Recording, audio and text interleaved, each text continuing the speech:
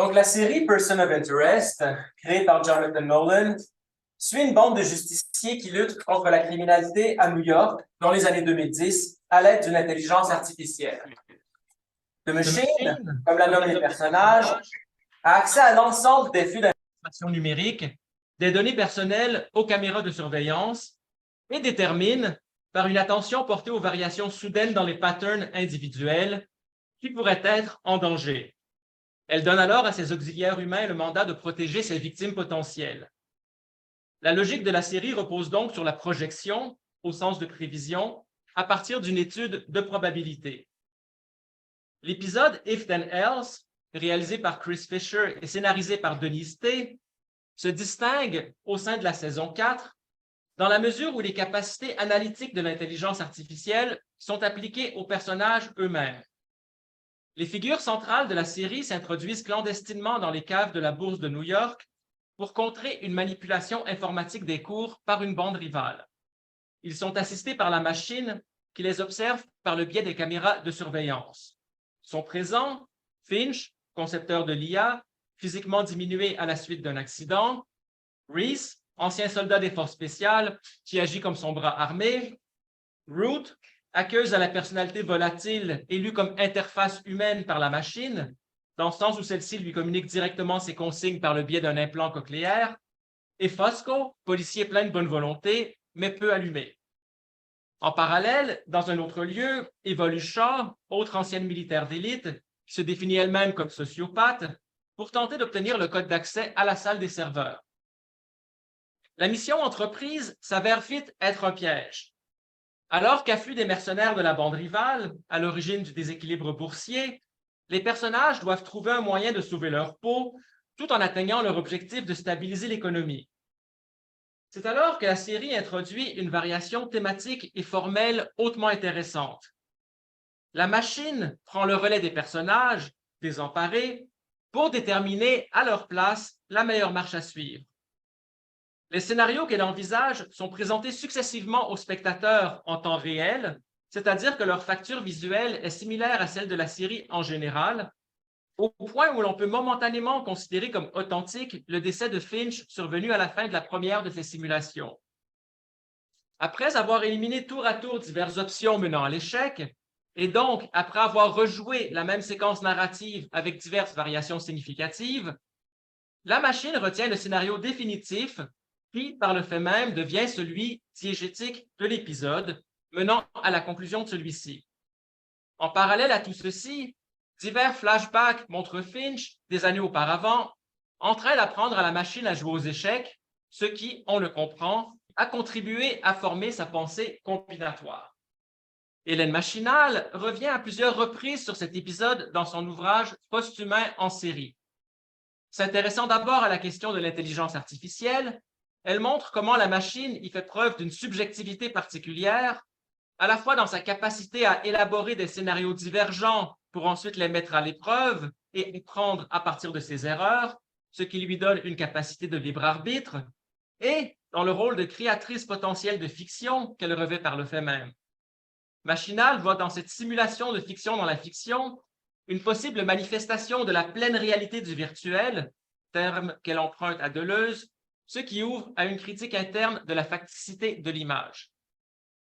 Mon commentaire portera sur des thèmes similaires, il s'agit après tout de la substance même de l'épisode, mais du point de vue des temporalités alternatives.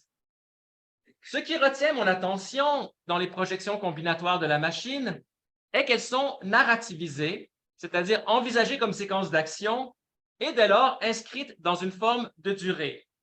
La série est très claire à cet égard. Au point de départ de chaque scénario possible, tel qu'envisagé par la machine, les personnages sont coincés dans un local exigu alors qu'on les canarde à travers la porte. La caméra capte alors les images et les sons autrement. Les impacts de balles qui font exploser divers objets sont montrés au ralenti. La parole des personnages se fait lente, grave, d'une articulation imprécise. Un rythme normal reprend lorsque la simulation s'entame et que l'on suit les personnages dans leurs diverses actions et les conséquences, souvent funestes, qui en découlent. Puis, lorsque l'option ainsi testée se voit rejetée par la machine, l'interface de celle-ci, visible à cette occasion à l'écran, indique tour à tour undesired outcome, simulation terminated et resetting to real time. On comprend dès lors que le scénario mis à l'essai a eu lieu dans une temporalité alternative, en ce que les actions potentielles données à voir aux spectateurs dans des séquences qui durent plusieurs minutes sont envisagées par la machine de manière quasi instantanée. Comme le remarque Finch à l'occasion d'une analepse où il s'adresse directement à celle-ci, a second is like an infinity to you, isn't it? You can take the time to consider everything. Il ne s'agit donc pas d'un infléchissement du temps réel, mais d'un ajustement du temps hypothétique tel que conçu par la machine pour le rendre perceptible aux humains, trop humains, que sont les spectateurs de la série.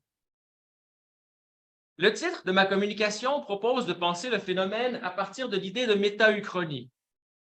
Je suis bien conscient que l'épisode If Then Else ne correspond pas à la définition habituelle de l'Uchronie, à savoir l'histoire refaite en pensée telle qu'elle aurait pu être et qu'elle n'a pas été, pour reprendre la définition de Tinès et l'Empereur proposée par le Trésor de la langue française. Par contre, la manière qu'a la machine de traiter des hypothèses sous forme narrative ne va pas s'en rappeler le « et si » prétexte au genre. On peut donc considérer que l'épisode If Then Else offre une modélisation réduite et mise en abîme de ce type de récit, d'où mon recours au préfixe. Étonnamment, le terme méta-uchronie apparaît peu dans le champ des études littéraires, cinématographiques et télévisuelles, où tout, pourtant, finit par être considéré comme autoréflexif. Je n'en trouve dans les publications universitaires francophones et anglophones récentes que 3 occurrences, lesquelles renvoient chacune à une définition différente. Daniel Tron nomme ainsi un récit traçant les contours à l'intérieur d'un monde parallèle qui nous est proposé, d'une histoire qui ressemble à s'y méprendre à la nôtre, par exemple la présence dans le roman The Man in the High Castle du livre fictionnel The Grasshopper Lies Heavy. Ce n'est pas vraiment ce qui m'intéresse ici, bien que le procédé du récit dans le récit demeure central à mes préoccupations. Simona Micali, pour sa part, considère la méta-uchronia comme une critical uchronia, permettant des réflexions on the possibility and the legitimacy of changing history, à l'instar des récits de voyage dans le temps où les actions des chrononautes ont pour effet de modifier involontairement l'avenir. Là encore, on est loin de mon sujet, bien que l'idée d'une conscientisation quant aux répercussions des choix et des actions individuelles y demeure centrale. Enfin, Irène Langlais voit dans la méta-uchronie une objectivation autoréflexive du phénomène, ce qui permet d'identifier les points de fabrique de l'Uchronie et d'observer, au fil de passages métatextuels, des indices permettant de définir l'Uchronie comme pratique de dérèglement référentiel. Bien que sa réflexion concerne des récits véritablement uchroniques, c'est-à-dire portant sur l'histoire avec un grand H, la perspective qu'elle adopte fait écho, dans les questions qu'elle soulève, à la mienne. J'aborderai donc l'épisode If Then Else comme méta-uchronie, bien que la notion soit, comme on le voit, un peu floue, c'est-à-dire comme construction imaginaire probabiliste, comme le dirait Paul Ricoeur, qui, de par sa mise en récit, en vient à thématiser ses propres procédés. Ceci me mènera à traiter successivement d'une mise en intrigue de la conjecture, de la mise en abîme qui en est par le fait même effectuée, et de la mise en perspective du procédé qui en résulte. Une temporalité alternative suppose, par définition, un point de bifurcation avec la temporalité réelle. Dans le cas de l'épisode If Then Else, la divergence entre la temporalité fictionnelle et les simulations métafictionnelles a lieu chaque fois au moment où les personnages prennent conscience d'être dans une situation apparemment sans issue. Le temps semble alors, comme on l'a vu, s'infléchir. L'interface de la machine apparaît à l'écran et affiche « Evaluating Strategies ». On comprend, au fil de l'épisode, que plus de 800 000 possibilités ont été envisagées. 3 de celles-ci sont données à voir aux spectateurs. La première montre, de manière conséquente avec les capacités de chacun, les informaticiens Finch et Root se rendre à la salle des serveurs de la bourse pour contrer le piratage dont celle-ci est victime, tandis que les hommes de main Reese et Fosco investissent la salle des machines pour préparer leur fuite. Les 2 sous-groupes se voient chacun cernés par des sbires de la bande rivale. Finch est tué et Root capturé. Reese et Fosco paraissent déterminés à combattre jusqu'à une mort prévisible. Pendant ce temps, Shaw, dans un autre lieu, ne réussit pas à obtenir le code qu'elle est chargée de récupérer. La simulation est donc, dans son ensemble, un échec. Un second essai, en réaction à ce qui précède, redistribue les rôles. Reese et Fosco, pourtant peu versés en informatique, sont chargés de déboguer les serveurs. I can barely retrieve my email, ça lamente d'ailleurs l'un d'eux. You might want to give us a job that requires less technical proficiency, enchérit l'autre.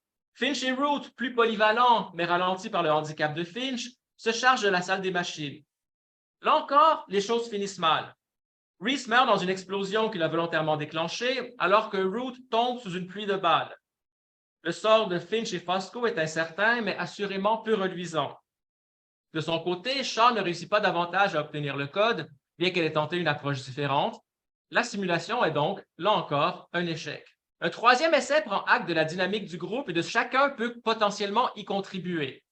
C'est donc ensemble que les personnages se rendent à la salle des serveurs et qu'ils réussissent à y faire l'intervention nécessaire, et ensemble qu'ils se déplacent ensuite vers la salle des machines pour préparer avec succès leur sortie. Leur nombre ainsi accru leur permet chaque fois d'avoir le dessus sur leurs adversaires, qu'ils neutralisent sans violence.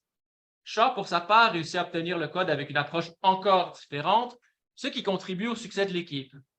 Cette simulation est considérée comme un succès et sera ensuite rejouée dans le réel de la diégèse par les personnages. Cette capacité de la machine à élaborer des possibles différentiels à partir d'une situation donnée est soulignée dès le titre de l'épisode, If then else, qui renvoie à ce qu'on nomme une instruction conditionnelle en programmation informatique. Un calcul ou une action est déterminé en fonction de l'évaluation d'une condition, laquelle peut être, de manière booléenne, vraie ou fausse. Dès lors, si les conditions requises sont remplies, alors une conséquence prévue peut avoir lieu, sinon un autre choix binaire se présente. Il est révélateur de constater que se voit ainsi posé, en termes strictement logiques, le principe bifurcatoire à la base de l'uchronie ou de la temporalité alternative, à ceci près qu'il peut en principe se déployer à l'infini, ce qui rappelle les diagrammes de Borges qu'on a vus tout à l'heure. Cela étant, comme la série ne révèle jamais vraiment le code à la base de la machine, mais montre surtout la manière dont celle-ci apprend de manière expérientielle, cette analogie booléenne demeure limitée. C'est en fait par le biais d'une métaphore avec le jeu d'échecs que l'épisode explique le mieux les principes qu'il illustre. Une série de flashbacks, qui entrecoupe les simulations et en offre par le fait même un commentaire, montre Finch en train d'initier la machine à l'univers échéquiste. On comprend à ces paroles que ce qui est visé par un tel enseignement est une meilleure compréhension de la logique combinatoire et de ce qu'elle implique. Each possible move represents a different game, dit ainsi Finch à sa création. A different universe in which you make a better move. By the second move, there are 72,084 possible games. By the third, 9 million. There are more possible games of chess than there are atoms in the universe. No one could possibly predict them all, even you. Ici encore, le rapport avec les temporalités alternatives, si on considère que chaque partie possible déploie une durée ou un récit distinct, voire avec les mondes possibles, si l'on admet que chaque configuration de l'échiquier est un univers en soi, paraît évident. Le lien entre théorie, soit le jeu d'échecs, et pratique, soit les simulations auxquelles sont soumises les personnages, est par ailleurs souligné de façon subtile par le fait que le plancher des couloirs où ils évoluent est quadrillé, motif qui rappelle bien sûr celui d'un échiquier. Tout cela étant dit, la structure de l'épisode rappelle, plus prosaïquement, la dynamique du livre dont vous êtes le héros ou du jeu vidéo, où il est possible de reprendre autant de fois qu'on le souhaite un même tableau, paramétré de façon similaire avec des options limitées, pour enfin trouver la bonne manière d'en venir à bout, afin de pouvoir passer au tableau suivant. Ce principe est illustré au sein des simulations, non pas tant par les actions principales dont l'attribution varie de manière importante, mais par des détails secondaires qui, dans leur récurrence, en viennent à être traités de façon optimale. À preuve, une étude de Degas, dont on se demande ce qu'elle fait exposée dans un couloir obscur fréquenté uniquement par un sous-personnel technique, se voit détruite par une rafale de mitraillettes dans les 3 simulations, y compris celles considérées comme réussies, mais fait l'objet d'une mise à l'écart préventive dans l'actualisation finale du scénario. Ce geste salutaire, posé à l'initiative de la machine, et ce sans lien aucun avec l'intrigue, pour seul but de préserver un peu de la beauté du monde. Ce dernier aspect montre bien en quoi les simulations conçues par la machine, si elles permettent aux personnages de spéculer sur leur avenir immédiat, revêtent aussi une dimension réflexive plus vaste au sein de l'épisode. Cette fonction méta subvertit peu à peu la représentation. Alors que les 2 premières simulations sont données à voir de manière plus ou moins réaliste, c'est-à-dire en adéquation avec la facture visuelle habituelle de la série, la 3e introduit 2 dissonances révélatrices. Un premier décalage survient lorsque, au moment de passer à l'attaque, selon les consignes de la machine, Fosco, le flic bourru peu imaginatif, se tourne vers Ruth, la hackeuse lesbienne ironique, pour l'embrasser langoureusement, ce qui constitue une rupture de caractère totale pour le personnage.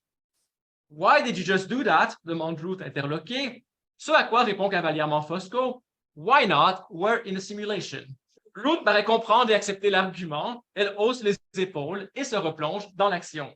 Cette apparente métalepse paraît, de prime abord, entrer en contradiction avec la logique de la projection combinatoire des simulations. D'une part, si les personnages se savent ici virtuels, pourquoi alors réagissent-ils de manière forte au décès de leurs camarades, comme en atteste le désespoir de Ruth lorsque Finch est abattu dans la première simulation? On pourrait bien sûr répondre à cet argument qu'il s'agit justement de la tentative initiale et que les personnages ont depuis eu l'occasion de prendre conscience de leur état hypothétique, mais cela semble pousser un peu loin la logique autoréflexive. D'autre part, si les personnages sont conscients d'être dans un processus d'essai et d'erreur, combattent-ils alors avec la pleine motivation de sauver leur peau nécessaire aux conditions réelles ou réalistes d'une simulation concluante? Cette seconde question contribue d'ailleurs à réfuter mon objection précédente. Tout ceci mène à comprendre que c'est en fait la machine qui reconnaît la part ludique de l'exercice de simulation en cours, qui l'accentue même parfois. De manière conséquente et rationnelle, elle évalue l'entièreté des possibilités qui s'offrent à elle, et donc les personnages, à partir d'une situation donnée, tout en demeurant pleinement consciente que certaines de celles-ci sont absurdes, ce dont elle choisit de s'amuser, si l'on peut dire, à sa manière. Un second décalage a lieu dans la suite de cette même projection, lorsque l'interface de la machine, telle qu'incrustée à l'écran, affiche tour à tour « Situation critical »,« Time running low »,« Simplifying simulation ». Dès lors, les personnages, plutôt que d'énoncer leurs répliques, déclament des aperçus synthétiques de celles-ci, comme si les didascalies d'une pièce de théâtre en étaient devenues les dialogues. « Coolly delivered sadistic warning », déclare Reese le dur à cuire. « Self-deprecating inquiry into time necessary to infiltrate system », soulève Fosco le plus doué. Funny yet insightful retort, s'amuse Ruth, l'agitatrice. Mildly agitated declaration of mission completion, conclut Finch, le leader bien-aimé. Les séquences balisées par ces paroles performatives sont en outre présentées sous une forme nettement plus schématique que leurs itérations dans les simulations précédentes, ce qui correspond à l'approche simplifiée désormais adoptée par la machine. Hélène Machinal commence ce passage en avançant que les personnages adoptent alors une sorte de langage machine qu'on peut entendre comme la perception qui relève de l'étrangeté que la machine a de l'environnement du langage humain, ce qui explique de manière fort convaincante le phénomène. On pourrait toutefois ajouter, d'un point de vue structurel, que ce changement de perspective, comme d'ailleurs le baiser inattendu de Fosco à Ruth, pour fonction de surprendre et amuser le spectateur, dans ce qui ne serait sinon qu'un éternel retour, à quelques variations près, du même. On peut en outre, adoptant pleinement la logique méta de l'épisode, y voir un commentaire des scénaristes sur leur propre dynamique de création. En effet, les apparentes didascalies qu'énoncent à voix haute les personnages dans la troisième simulation rappellent à bien des égards les règles que se donnent les équipes scénaristiques d'une série pour ne pas déroger d'un épisode à l'autre à la cohérence des personnages. C'est dans cette logique que Reese ne peut d'aucune manière se départir de son attitude cool et que Fosco n'a en principe pas la moindre envie d'embrasser Ruth. De ce point de vue, les simulations, dans leur dimension méta, assument les deux grandes fonctions de la mise en abîme, telles que définies originellement par André Gide. D'une part, elles constituent un récit dans le récit qui éclaire celui-ci de l'intérieur, dans la mesure où elles donnent à mieux comprendre le choix définitif des actions des personnages.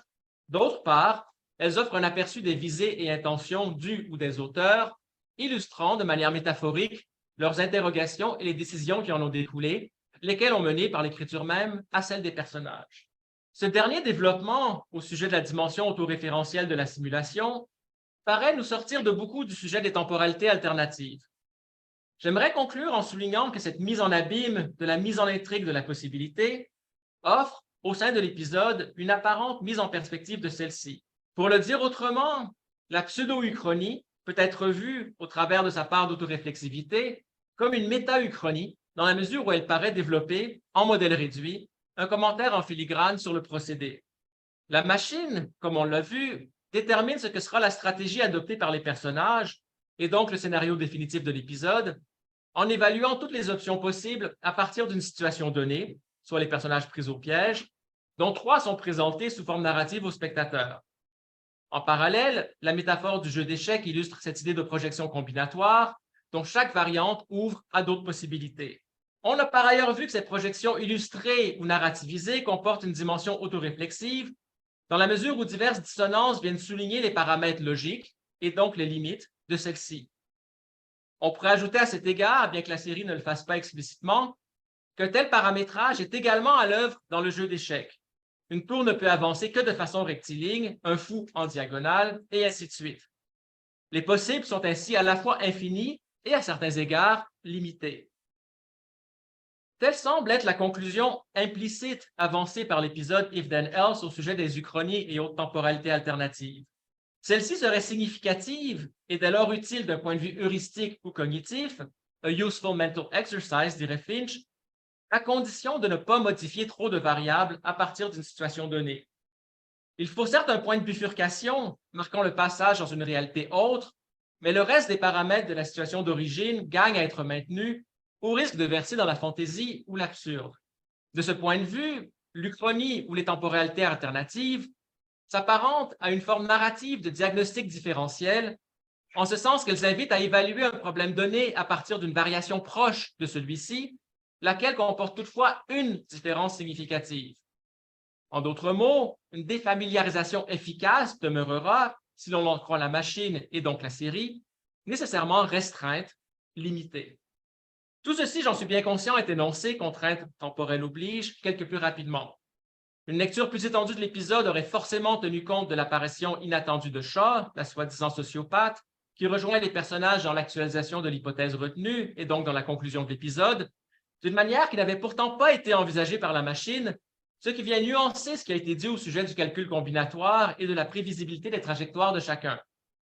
Une analyse plus complète aurait en outre abordé la question du statut de l'image, lequel, plus que le texte, qui soutient aisément le monde conditionnel, tend à leurrer quant à la distinction entre réalité vraie et conjecture projetée, comme le signale d'ailleurs Hélène Machinal dans son livre. Ce dernier point aurait ensuite gagné à être replié sur celui de la mise en récit, de manière à développer pleinement la question de la temporalité alternative que constitue une hypothèse narrativisée. Ce sera, comme on dit dans l'univers des séries, pour un prochain épisode ou, qui sait, la reprise de celui-ci en DVD bonifié.